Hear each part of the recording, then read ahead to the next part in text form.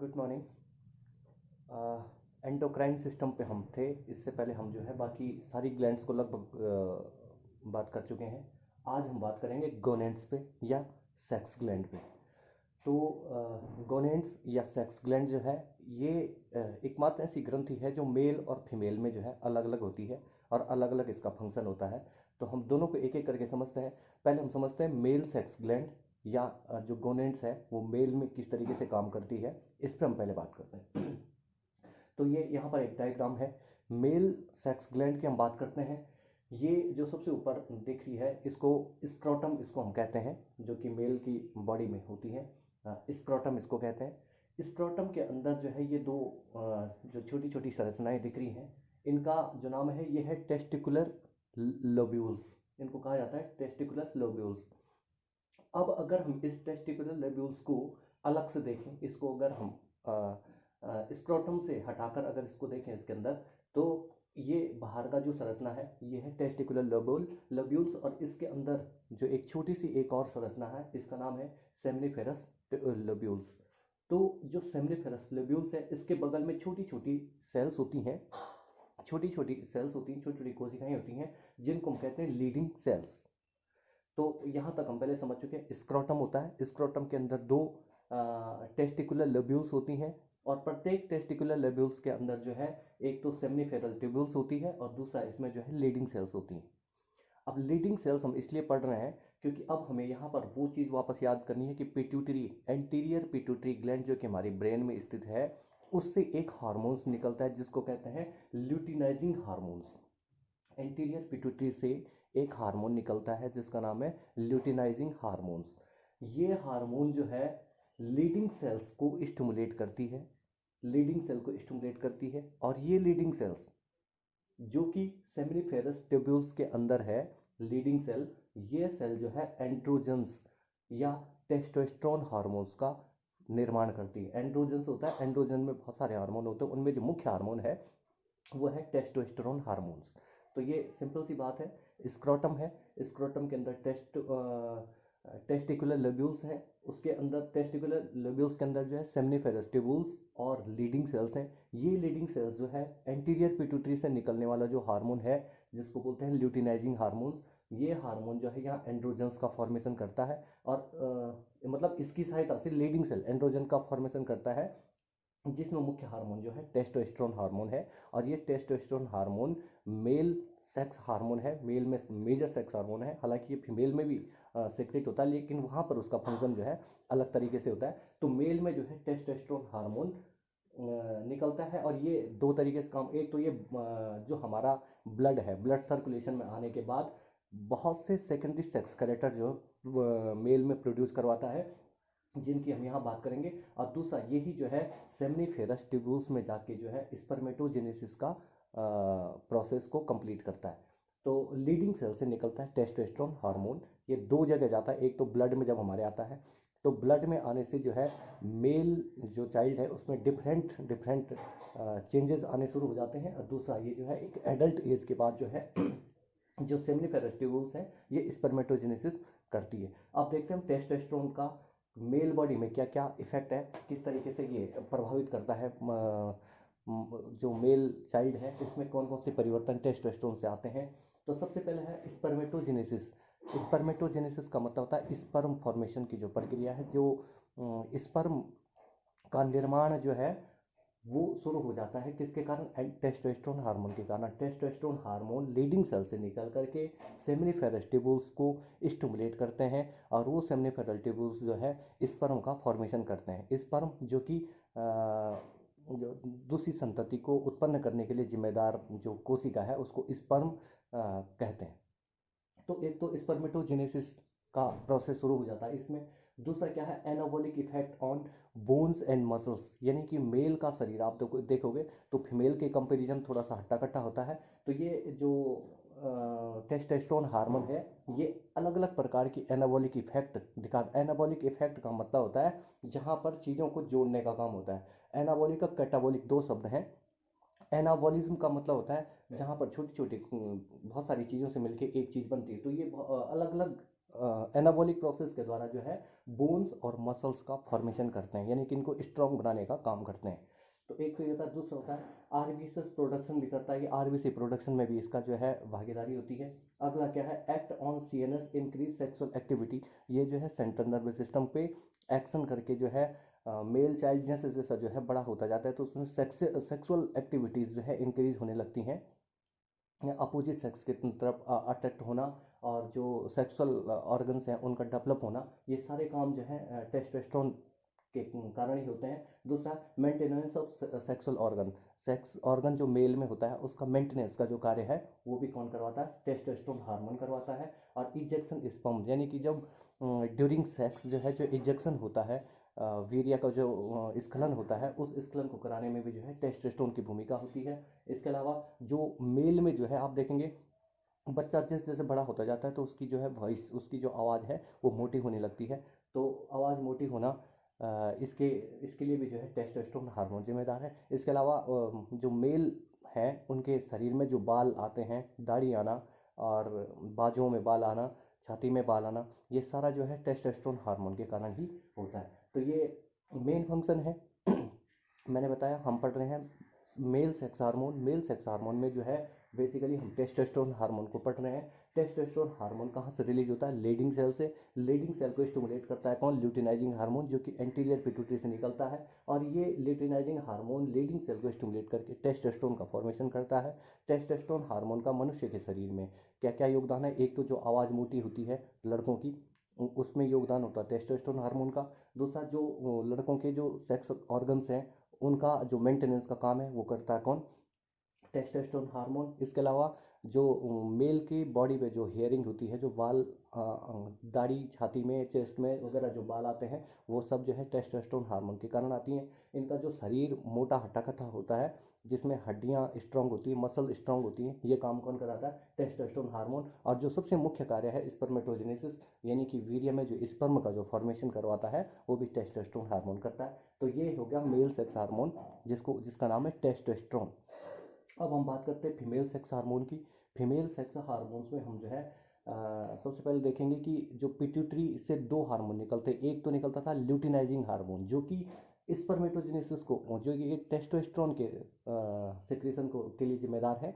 और दूसरा यहाँ से फॉलिकल स्टिमुलेटिंग हार्मोन जो कि पिट्यूटरी से निकलता है, फॉलिकल स्टिमुलेटिंग हार्मोन्स। ये फॉलिकल स्टिमुलेटिंग हार्मोन जो है ओवरी में, फीमेल की जो ओवरी है उसमें फॉलिकल सेल्स हैं, उन सेल को स्टिमुलेट करती हैं। सिंपल सी बात है, follicle stimulating hormone anterior pituitary से निकलती है और ये फीमेल की जो सेक्स ऑर्गन ओवरी है, ओवरी में जा कर के फॉलिकल सेल्स को स्टिमुलेट करती हैं। और ये फॉलिकल जो सेल्स हैं ये एस्ट्रोजन हार्मोन्स को रिलीज करती हैं। और ये एस्ट्रोजन हार्मोन्स जो है फीमेल की जो ग्रोथ है उसके लिए रिस्पॉन्सिबल है। किस तरीके से, एक तो सबसे पहला फंक्शन जो इसका है ये anabolic effect in bones and muscles. जिस तरीके से हमने पढ़ा कि मेल में जो है टेस्टोस्टेरोन हार्मोन एनाबॉलिक एक्शन दिखाता है, उसी तरीके से यहाँ पर ये एनाबॉलिक इफेक्ट जो है ये कौन सा हार्मोन दिखाता है, ये एस्ट्रोजन हार्मोन दिखाता है। इसके बाद दूसरा है डेवलपमेंट ऑफ ब्रेस्ट, जो कि फीमेल में जो जैसे जैसे बच्ची बड़ी होती जाती है तो उसमें जो है ब्रेस्ट की फॉर्मेशन या मेम्बर्स ग्लैंड का जो फॉर्मेशन होता है वो किसके कारण होने लगता है, ये एस्ट्रोजन हार्मोन के कारण होता है। तो सबसे पहले ब्रेस्ट फॉर्मेशन इनमें होने लगता है। दूसरा, वाइडर ऑफ हिप्स, आप देखेंगे कि फीमेल्स की जो हिप्स होती है मेल के कंपैरिजन जो है वाइडर होती है, बड़ी होती है। तो उसके लिए भी जो जिम्मेदार हार्मोन है वो हार्मोन कौन सा है, एस्ट्रोजन हार्मोन है। इसके अलावा तीसरा जो है इसमें देखेंगे वॉइस पिचेस, यानी कि इसकी जो वॉइस होती है, जो फीमेल्स की जो वॉइस होती है वो पतली रह जाती है, उसका भी रीजन कौन है, एस्ट्रोजन हार्मोन। और अगला अगर देखेंगे मेंस्ट्रुएशनल साइकिल, एक एज के बाद 13-14 के बाद जो है फीमेल्स में मेंस्ट्रुएशन साइकिल जो मेंटेन करता है वो भी कौन करता है, एस्ट्रोजन हार्मोन करता है। कि जो मेंस्ट्रुएशन जो साइकिल है उस मेंस्ट्रुएशन साइकिल को रेगुलेट करने का भी जो काम करता है वो एस्ट्रोजन हार्मोन करता है। इसके अलावा growth of uterine line, uterine line जो है, जो यूटेराइन लाइन है उस लाइन को भी जो है ग्रोथ करवाता है कौन, एस्ट्रोजन हार्मोन। तो फीमेल का जो फीमेल में दो हार्मोन्स हम पढ़ेंगे बेसिकली, एक तो एस्ट्रोजन पढ़ेंगे, दूसरा प्रोजेस्टेरोन। तो एस्ट्रोजन के बारे में हमने पढ़ लिया है, ये जो फॉलिकल सेल्स हैं ओवरी में उनसे रिलीज होता है। और इसके जो मुख्य फंक्शन एनाबॉलिक इफेक्ट है, फीमेल की जो ब्रेस्ट फॉर्मेशन है, फीमेल की जो हिप्स की वाइडरनेस है, और वाइस जो उनकी पिचेस है, मेंस्ट्रुएशन साइकिल है, और ग्रोथ इन यूटेरिन लाइन। तो ये सारे फंक्शन हो गए किसके, एस्ट्रोजन के। यानी कि फीमेल जो चाइल्ड है जैसे जैसे वो बड़ी होती जाती है तो वो मेल चाइल्ड से अलग जो उसका स्ट्रक्चर फॉर्मेशन होता है, वो सारी उन सब के लिए जो सेकेंडरी सेक्स कैरेक्टर जिनको हम बोलते हैं, वो सारे जो है किसके कारण होते हैं, एस्ट्रोजन हार्मोन के कारण होते हैं। और जो मेल में जो कैरेक्टर अलग से आते हैं उनको, वो किसके कारण आते हैं, टेस्टोस्टेरोन हार्मोन के कारण। तो इनमें कन्फ्यूजन नहीं होना चाहिए। टेस्टोस्टेरोन क्या है, मेल सेक्स हार्मोन है, जबकि फीमेल सेक्स हार्मोन कौन सा है, एस्ट्रोजन। और एक और हार्मोन है प्रोजेस्टेरोन। प्रोजेस्टेरोन जो है इसको प्रेगनेंसी हार्मोन भी कहते हैं, प्रोजेस्टेरोन को। यानी कि मेंटेनेंस ऑफ एंडोमेट्रियल लाइनिंग जो है, एंडोमेट्रियल जो लाइनिंग है उनको, उनके मेंटेनेंस के लिए जिम्मेदार है प्रोजेस्टेरोन हार्मोन। और दूसरा क्या है, help growth in mammary glands during pregnancy. आप देखेंगे कि प्रेगनेंसी के ड्यूरेशन में जो है, जब कोई फीमेल प्रेग्नेंट होती है तो उसकी जो मेमोरी ग्लैंड्स होती हैं उनमें और ज़्यादा ग्रोथ हो जाती है और बड़ी हो जाती हैं। तो उनके लिए भी जो जिम्मेदार है वो प्रोजेस्टेरोन हार्मोन है।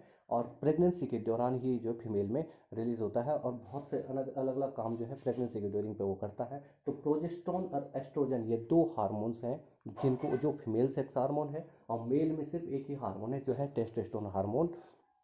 टेस्टोस्टेरोन और एस्ट्रोजन की दो विशेषताएं ये है कि एस्ट्रोजन फीमेल में, जब फीमेल जो है धीरे धीरे यंग होने लगती है तो उसमें जो उसका जो स्पेसिफिक कैरेक्टर है उसको शो करवाने जो वाला जो हार्मोन है वो एस्ट्रोजन।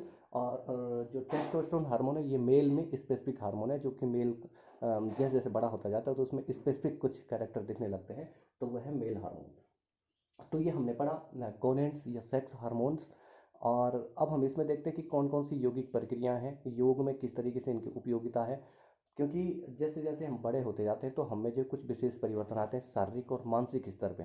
शारीरिक और मानसिक स्तर पे जो वो हैं वो दोनों ही अलग अलग तरीके से ये अपने आप को डेवलप करते हैं।